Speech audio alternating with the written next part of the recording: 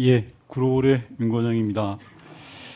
유감입니다. 저는 수십 년 동안 남북 문제와 한반도 평화에 대해서 전문적 식견과 능력을 갖춘 후보자에게 친북, 종북이라는 단어를 이야기하는 것 자체가 정치적 의도가 있다고 생각을 하고요. 제가 볼 때 실용과 실리를 통해서 국익을 챙겨왔던 거 아닌가요?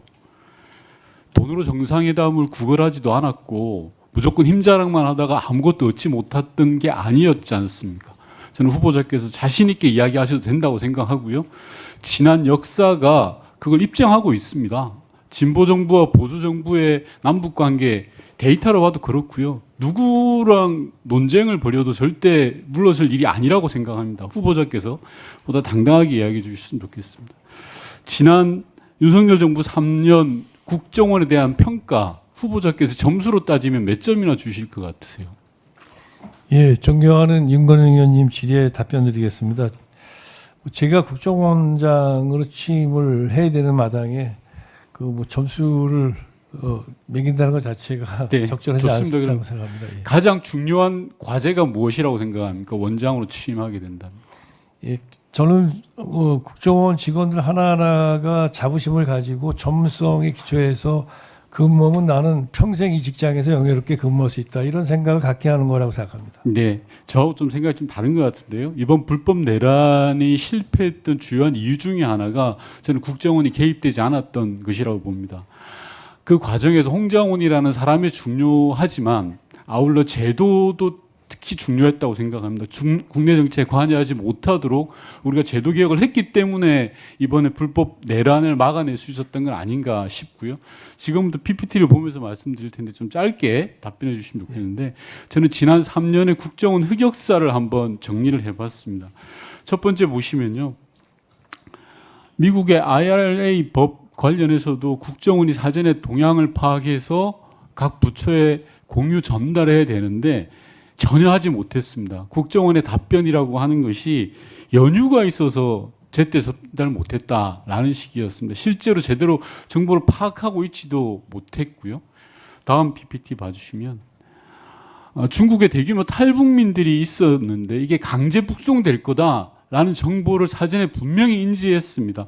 이영헌 탈북단체 대표가 이틀 전에 알려줬다라고까지 진술을 했습니다. 그런데 국정원장은 정보위에 나와서 전혀 이런 사실, 구체화된 첩보가 없었다라는 식으로 국정원의 존재 자체를 의심하게 만드는 답변을 했고요. 다음 PPT 봐주십시오. 너무나도 유명하죠. 엑스포 유치전 관련해서 국정원은 해외 정보망을 총가동했다라고 이야기했습니다. 그런데 실제로 현실은 대한민국이 29회밖에 얻지 못했습니다. 과연 국정원의 해외 정보망이 제대로 살아 있었는지 의심을 갖게 만듭니다. 그 다음 PPT 봐주시면 압권입니다.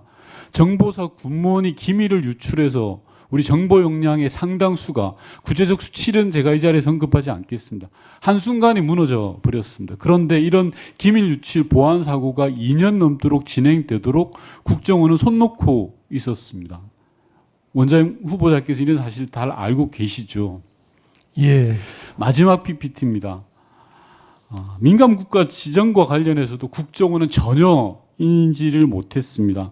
기술 유출 및 보안 문제로 사전 경고 받은 바 없다라는 답변을 할 뿐이었습니다. 자, 이제까지 제가 대표적인 사례 국정원의 흑역사를 보여드렸는데요. 이게 지난 3년 국정원의 역사인 것 같습니다. 앞서 많은 존경하는 의원님들 말씀 주셨는데 국정원이 정치적 중립을 놓치고 국정원이 가져야 될 국가기관으로서의 고유한 사명을 놓치니까 이런 일이 발생하는 겁니다. 존경하는 박지원 의원님 이 자리에 계시지만 현 원장이 전임 국정원장 둘을 고발했습니다. 그리고 국정원을 정치적으로 악용했습니다. 그런 조직에 지금 후보자가 기관장으로 가시는 겁니다.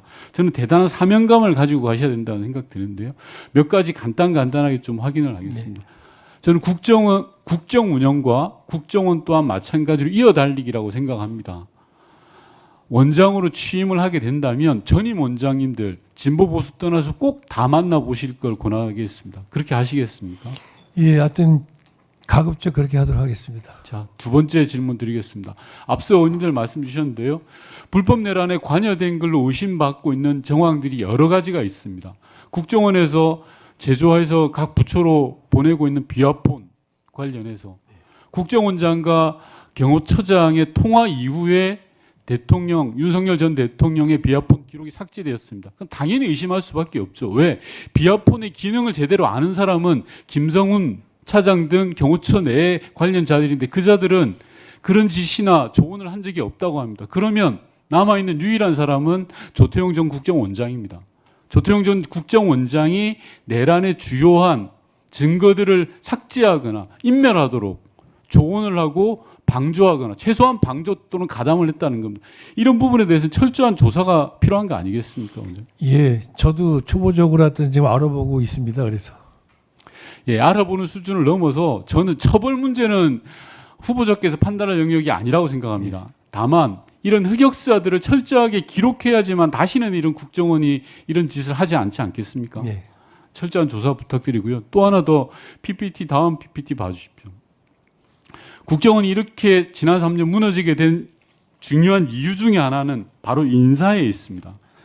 윤석열 정권이 출범하자 한 달도 되지 않아서 어떤 일이 일어났는지 아시죠? 네. 국정원 1급 27명 전원 대기 발령 내렸습니다. 국정원 1급에 27명이라는 그 숫자 자체도 국가 보안 사항입니다. 맞습니까? 맞습니다. 그런데 그 숫자를 버젓이 공개하면서까지 1급 전원을 대기 발령 내렸습니다. 국정원 역사 속에서 중정까지 거슬러 올라가 보겠습니다. 이런 적이 단 한 번이라도 있었습니까? 없었습니다. 아무리 정권이 바뀌고 진보 보수가 바뀐다 하더라도 이런 적은 없었습니다. 그 이후에도 PPT를 보시면 2급, 3급 100명 단위로 대기 발령 내고 교체했습니다. 1분만 더 주시면 쭉 이어가겠습니다. 네, 그러시지. 이런 적이 있었습니까, 후보자님? 예, 없었던 걸로 기억합니다. 예. 정권이 바뀌면 신임 원장에 따라서 적절한 인사를 해야 됩니다. 인사 수요에 대해서 제가 부정하는 건 아닙니다. 하지만 인사를 통해서 가장 중립적이어야 될, 정치적 중립성을 확보해야 될 국정원을 뒤흔들어 놔버린 겁니다. 아니, 대한민국의 정보기관의 1급들 27명을 한 번에 대기 발령시키면 정보기관을 어떻게 운영합니까?